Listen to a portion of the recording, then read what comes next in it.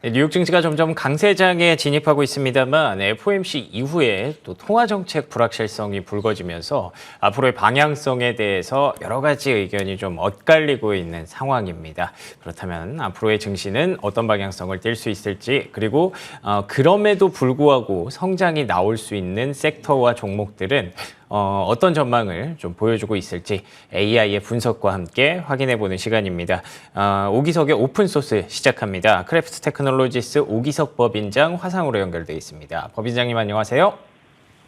네, 안녕하세요. 크래프트 테크놀로지스 오기석입니다. 네, 안녕하세요. 말씀드린 것처럼 시장이 어찌됐든 강세장으로 계속 진입하고 있습니다만 좀 많이 올라오다 보니까 또 여러 가지 고민과 걱정이 되는 것도 충분히 이해할 만한 부분인데요. 거기다가 또 이제 FOMC에서 추가 금리 인상을 사실상 시사를 했기 때문에 이 부분에 대해서 굉장히 좀 고민이 많습니다.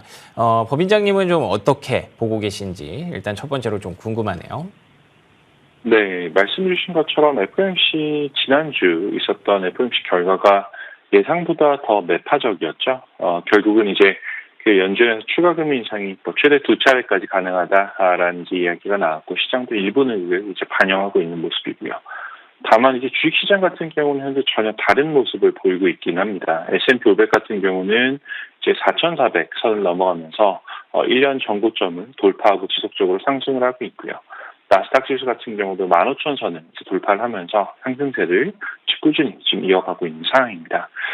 그 매파적인 금리 인상 발언에도 불구하고 현재 시장이 이렇게 지속적으로 상승세를 보이고 있다라는 현재 현상을 한 두 가지 원인 정도로 분석을 해볼 수 있을 것 같은데 첫 번째는 이제 금리 인상이 결국은 고점에 다 와간다라는 게 아닐까 싶습니다. 제로금리에서 금리 인상을 시작할 때의 충격 혹은 그 속도와 이미 기준금리가 5%를 넘은 시점에서 추가 25bp 0.25%를 상승시킨다라고 했을 때 시장 충격은 충분히 다를 수 있다라는 게 이제 하나의 지금 시장의 반응일 수 있고요. 두 번째로는 이제 현재 시장의 체력 자체가 좀 많이 회복되었다라는 것도 중요한 원인 중에 하나다라고 볼 수 있을 것 같습니다. 연준의 발언에 대해서 지금 시장이 일희일비를 하는 그런 모습을 보이지 않고 있다라는 점을 확인할 수가 있는데 사실 지난 몇 차례 이제 연준의 FOMC 같은 경우는 발표가 나고 나서 그 당일의 해석 그리고 그 다음날 그리고 그 다음날의 해석이 계속 바뀌는 경우들이 많았습니다. 다만 이번 FOMC 같은 경우는 이제 그러한 이제 불확실성 혹은 변동성이 줄어드는 모습 보이고 있고요. 현재 실물 경기 자체는 사실 악화되는 모습을 보이고 있습니다. 부동산 경기도 사실 미국에서 좋지 않고 여러 가지 조금 이제 경기 둔화 시그널들은 나오고 있지만 주식시장의 시그널은 현재 이미 불마켓으로 진입을 했고 당분간은 개인적으로 이제 불마켓이 이어질 가능성이 높다라고 판단하고 있습니다. 알겠습니다. 시장 참여자들이 확실히 좀 스마트해졌다라고도 해석할 수 있는 부분인 것 같습니다. 연준의 발언에 크게 개의치 않는 그런 모습이고요. 이게 사실 정말 스마트해진 것인지는 결과를 좀 두고 봐야 알겠습니다만 어찌됐든 시장 참여자들의 시장에 대한 분석력 이런 것들이 좀 높아졌다라고도 해석할 수 있는 부분이라서 앞으로 경제 지표라든지 말씀해 주신 실물 경제, 기초 체력 이런 것들을 좀 꾸준히 좀 체크해 봐야 될 것 같습니다. 어떻게 보면 조금 더 어려워지고 부지런해져야 될지도 모르겠네요. 그럼에도 불구하고 시장에서 좀 주목을 받고 있는 그런 섹터를 앞서 말씀드린 대로 좀 여쭤보려고 합니다. 그래서 최근에 테슬라의 상승세가 굉장히 좀 눈부시거든요. 일론 머스크 CEO가 이번에 또 자율주행 기술로 인해서 테슬라의 시가총액이 1조 달러를 돌파할 것이다. 이런 얘기를 좀 내놨다고 하는데 법인장님은 좀 어떻게 보셨는지 궁금하네요. 테슬라 관련해서 사실 그 풀 셀프 드라이빙 FSD라고 하죠. 이제 자율주행 기술 같은 경우는 항상 테슬라 투자자들 그리고 또 테슬라를 제외한 나머지 이제 자율주행차 기업들의 핫토픽이었던 것은 사실입니다. 그리고 이번에 일론 머스크의 발언 같은 경우도 상당히 흥미롭기도 하고요. 지난주 파리에서 프랑스 파리에서 열린 비바텍이라고 유럽에서 가장 큰 이제 그 투자 컨퍼런스 중에 하나인데 그 혁신 컨퍼런스에서 테슬라의 주가와 관련된 이제 질문을 이제 받았고 일론 머스크 그 CEO가 받았고 그 대답으로 이제 어떻게 얘기했냐면 주가 움직임에 대한 이제 통찰력은 없지만 자율주행차의 완성 여부가 향후 테슬라의 주가를 결정할 것이다. 라고 이제 발언을 했습니다. 그 앞부분 이제 주가 움직임에 대한 통찰력은 없다라는 건 이제 그 SEC 쪽에 이제 아무래도 눈치를 좀 보면서 그렇게 얘기를 한 것 같고, 결국 핵심이 이제 자율주행차의 완성 여부, 풀 셀프 드라이빙에 대한 완성 여부가 이제 정말 중요하다라는 이제 얘기를 했고요. 또 현재 이제 테슬라 같은 경우는 연간 200만 대 정도의 차량을 생산하면서 전 세계 생산량의 한 2% 정도를 차지하고 있습니다. 하지만 이제 자율주행차가 완성이 된다라고 하면 수요가 엄청날 것이다. 라고 이제 덧붙였는데, 생각을 해보면 이제 자율주행차가 완성이 된다라고 하면 어디서 수요가 나올 것인가라고 생각해보면, 이 부분은 약간 아직 그 법률적인 규제에 대한 부분에 있지만, 여러 가지 사실 지금 우버라든지 혹은 택시라든지 무인 택시 같은 경우도 충분히 기대해 볼 수가 있을 것 같고요. 아니면 이제 여러 가지 배달 관련한 솔루션들에서도 충분히 이제 그 사람을 대체할 수 있는 이제 그런 인공지능 기반의 기술들이 이제 관심을 혹은 수요를 받지 않을까라는 생각을 하고 있는 것 같습니다. 그래서 지금 지난주 금요일 기준으로 보면 테슬라 주가가 한 1.8% 정도 상승을 했거든요. 그러면서 260불을 돌파를 했습니다. 한 170불까지 빠졌던 게 이제 260불을 이제 돌파하면서 가파른 상승세를 보이고 있는데, 시총 같은 경우 지금 8,257억 달러까지가 와서 그 1 트릴리언 달러까지도 이제 얼마 남지 않은 그런 모습을 보이고 있고요. 이 부분이 분명히 이제 테슬라의 주가를 이제 미래 주가를 좌우할 가능성은 높지만, 다만 현재 시점에서 봤을 때 완전한 자율주행 같은 경우는 각국의 규제와 연관이 관련된 부분들이 많습니다. 그래서 기술적으로 완성이 된다라고 하더라도 실제로 그게 도입되는 시점은 아직 예상을 하기가 좀 불분명한 상황이고요.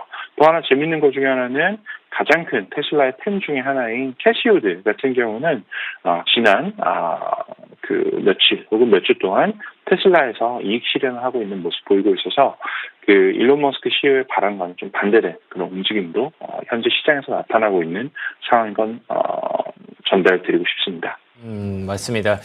이번에 일론 머스크 CEO의 인터뷰 내용을 보면서 가장 좀 공감했던 것이, 사실 테슬라의 주가가 왜 이렇게 오르고 있지라는 것에 대해서 명확한 이유를 찾기가 좀 어렵다는 부분이었어요. 그래서 일론 머스크 CEO가 그에 대한 솔루션을 주겠다, 이건 자율주행 때문이다라고 얘기를 한 걸로 알고 있는데, 맞죠? 자율주행 차가 된다면 이제는 정말 그 스마트폰 다음으로 자율주행 차가 사실 뭐 그냥 자동차가 아니라 뭐 움직이는 그런 스마트폰이나 다름없게 될 테니까요. 이 부분들이 주가의 랠리를 계속 결정하고 있다라고 하는 것에 어느 정도 좀 동의가 되는 부분이었는데, 캐시우드 CEO는 또 왜 매도를 하고 있을지 이 부분도 좀 궁금해져서 테슬라의 주가는 정말 알 수 없는 영역으로 들어가고 있는 것 같기는 합니다. 자, 그리고 테슬라뿐만 아니라 시장을 든든하게 지켜주는 투톱이 있죠. 역시나 AI 그리고 엔비디아를 얘기해 봐야 될 것 같은데, AI 랠리를 계속 이어가다 보니까 그 안에서 뭐 엔비디아 말고 다른 종목 혹은 뭐 ETF는 뭐가 없을까, 이런 것들을 좀 고민하시는 분들도 많아진 것 같더라고요. 혹시 법인장님이 보고 계시는 그런 종목들이 좀 있을까요?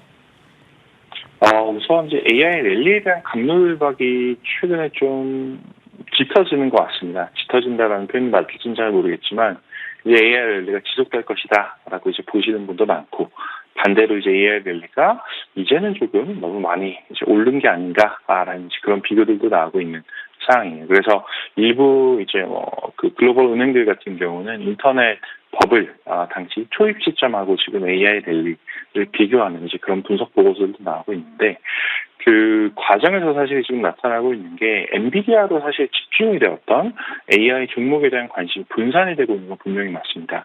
말씀 주셨던 것처럼 이제 엔비디아가 워낙 많이 가파르게 상승을 하다 보니 이제는 엔비디아 말고 나머지 종목 중에서 조금 오르지 못한 종목이 있지 않을까라는 이제 그런 이제 궁금증이 투자자 사이에서 많이 일어나고 있는 것 같고요.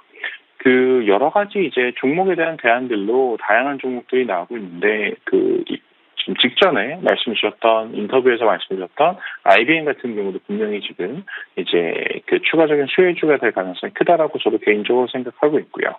그 말고도 이제 최근 들어서 사실 조금은 이제 AI 랠리에서 소외되었던 종목 중에 하나가 어도비라는 종목이 있습니다. 어도비라고 하면 사진 좋아하시는 분들은 많이 쓰실 텐데, 포토샵이라고 사진 혹은 영상을 이제 보정하는 이제 그런 프로그램을 이제 만드는 회사이기도 하고 또 저희가 일상생활에서 업무할 때 제일 많이 쓰죠. PDF 관련한 이제 그 다양한 솔루션을 가지고 있는 기업인데 이 어도비에 대한 관심이 최근에 굉장히 가파르게 증가하고 있는 모습 보이고 있습니다. 주가도 사실 지금 상승세를 보이고 있고요. 어도비 같은 경우는 최근에 이제 경영진에서 AI 관련한 이제 인터뷰를 좀 했는데 결론부터 말씀드리자면 인공지능 덕분에 자사 제품의 수요가 늘어날 것이다 라고 이제 경영진에서 발언을 했고요. 예를 들어서 샴페트 나리엔 이제 어도비 CEO 같은 경우는 어도비가 풍부한 데이터 세트 그리고 기반 모델 또 유비쿼터스 제품 환경 이런 전반적인 사용자 경험들을 바탕으로 생성형 AI, 그러니까 제너러티브 AI라는 이 생성형 AI 분야에서 혁신을 일으키고 있다라고 지금 말하고 있고요. 지금 보통 생성형 AI라고 하면 이제 텍스트를 그림으로 바꿔주는 이제 그런 AI들을 현재는 일반적으로 좀 많이 얘기하는데 스테이블 디퓨전이나 여러 가지 다른 모델들이 현재는 많이 사용되고 있지만 어도비에서도 파이어플라이라는 이제 그런 소프트웨어를 지금 준비하고 제공하고 있습니다. 저는 현재 지금 AI 기업에 있다 보니 제 기준에서 좀 말씀을 드리다 보면 AI 서비스의 핵심의 제일 중요한 것 중 하나가 뭐냐면 결국은 이제 데이터에 대한 퀄리티라고 볼 수가 있을 것 같아요. 가장 큰 경쟁력이. 그래서 그렇게 본다라고 하면 어도비가 지금까지 쌓아놓았던 데이터베이스, 유저 베이스 등이 결국은 앞으로 어도비가 AI 비즈니스, 특히 이제 제너러티브 AI, 생성형 AI에서 강자로 성장할 수 있는 충분한 동력이 될 가능성이 있다라고 저도 개인적으로 생각하고 있습니다. 알겠습니다. 데이터 퀄리티라는 AI 서비스의 앞으로의 핵심적인 방향성까지 좀 짚어주셨고요. 그 안에서 IBM 그리고 어도비와 같은 조금은 소외됐었던 그런 종목들에 대한 관심 이어가 봐야 될 것 같습니다. 결론적으로는 지금 시장도 그렇고요. 사실 테슬라, 엔비디아 이렇게 급격하게 시장의 랠리를 이끌었던 모든 종목들의 방향성에 있어서 이제는 좀 고민을 할 수밖에 없는 그런 숫자들이 온 건 맞는 것 같습니다. 그렇기 때문에 이럴 때 이 고민과 궁금증을 해소해줄 AI 모델의 해답이 좀 궁금한데요. 현재 AI 모델은 어떻게 시장을 보고 있는지도 마지막으로 좀 궁금합니다. 네, 지난주에 있었던 가장 큰 이벤트 중에 하나가 FOMC 발언이었었죠. 그래서 매파적으로 변한 FOMC 그리고 점도표 그로 인해 나타난 시장의 여러 가지 데이터들을 이제 분석을 해봤을 때 연준은 매파적임에도 불구하고 현재 저희 크래프트의 AI 모델은 현재 시장의 하락 가능성은 제한적이다라고 판단하고 있습니다. 다시 말씀드리면 시장이 현재 이제 상승세를 지속할 가능성이 높다라고 저희 모델이 현재 보고 있는데 최근에 상장했던 AIDB라는 저희 ETF가 이제 인공지능 모델에 따라서 주식의 비중을 조절하는데 현 시점에서 주식시장의 투자 비중 거의 100%로 맞춰서 가고 있습니다. 그래서 시장에 완전히 참가해야 된다라는 그런 시그널을 보내고 있고요. 저희 모델이 이번 주에 그런 결정을 내리면서 참고했던 주요 변수들이 한 3가지 정도가 있는데 첫 번째는 미국 시장의 변동성이고요.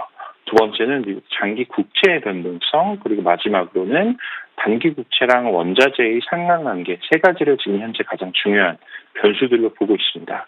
이 중에서 이제 장기 국채 변동성을 좀 말씀을 드리면 작년 같은 경우는 미국 채권 시장의 변동성이 굉장히 높았습니다. 특히 이제 장기 국채 같은 경우는 작년 말 같은 경우는 변동성이 23% 정도 됐거든요.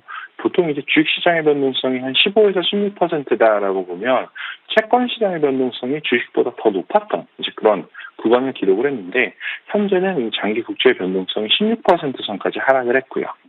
그리고 이와 별도로 사실 채권 시장에서 공포지수로 많이 불리는 무브 인덱스가 있습니다. MOVE라고 불리는 무브 인덱스가 있는데 이 지수 같은 경우는 올 3월 실리콘밸리 부도 시점에서 182까지 상승했던 게 현재는 107 정도까지 하락을 했습니다. 높으면 높을수록 시장이 불안하다라고 하는 시그널을 보내고 있는데 현재는 상당히 좀 많이 진정된 그런 모습을 보이고 있고 1년 내 최저 수준까지 하락을 하고 있고요. 결국은 현재 이제 주식뿐만 아니라 채권 시장에서도 위험 신호가 굉장히 많이 줄어들고 있다. 결국은 안정적인 시장의 모습으로 진입하고 있다라는 게 현재 저희 모델이 시장의 하락 가능성을 굉장히 제한적으로 보고 있는 큰 이유 중에 하나다라고 말씀드릴 수 있고 또 두 번째로 이제 자산 관리 혹은 자산 배분 측면에서 말씀드리면 이제 2022년 같은 경우는 주요 자산군들의 상관관계가 많이 무너졌었습니다. 그래서 시장이 한 방향으로 쏠리는 그런 모습도 보이고 있는데 올 4월 이후부터는 정상적으로 회복되고 있거든요. 자산군들 간에서 각기 다른 방향의 일반적인 이제 그런 움직임이 나타나고 있기 때문에 이런 이제 그 자산군들 간의 상관관계가 회복되는 것 역시도 시장의 위험도가 낮아졌다라고 판단하는 주요 원인이 되고 있어서 AI 모델은 현 시점에서 시장에 대한 위험도를 크게 보고 있지 않다라는 걸로 요약드릴 수 있을 것 같습니다.